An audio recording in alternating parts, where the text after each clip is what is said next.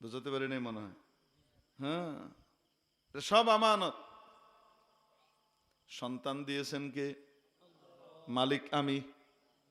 যেভাবে ইচ্ছা সেভাবে রেগে গেলাম, মেরে ফেললাম, অনুমতি আছে? আসতে বলেন, আছে অনুমতি? হত্যা করলে কিসাসান, তার ব্যাপারেও ব্যবস্থা আছে ইসলামে। যদিও আল হুদুদ ওয়াল কিসাসু তানদারিউ বিশুবহাত, এই কারণে আনতা ওয়া মালুকা লিআবিক, এই হাদিসের কারণে শুভহা এসে যাওয়ার কারণে কাতিল যদি ওয়ালিদ হয় তাহলে শুধুমাত্র সেই ক্ষেত্রে কিসাস নাই, অন্য কিছু, অন্য সাজা তাজির।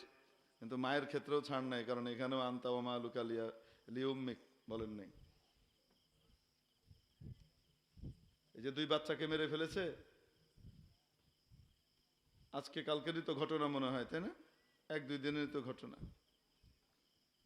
বাপ এসে দেখে মা তার দুই বাচ্চাকে মেরে ফেলেছে, নাউজুবিল্লাহি মিন যালিক। এই ধরনের ঘটনা তো জাহিলি যুগেও ঘটতো না।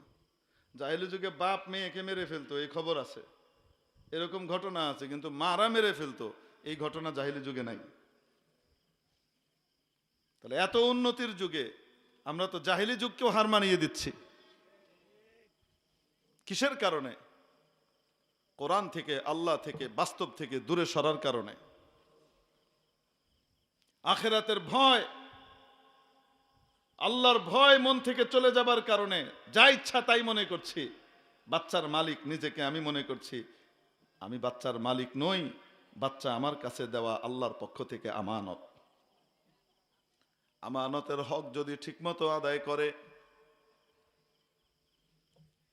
তাহলে আল্লাহ পাকের পক্ষ থেকে নাজ নেয়ামতের ফয়সালা হয়।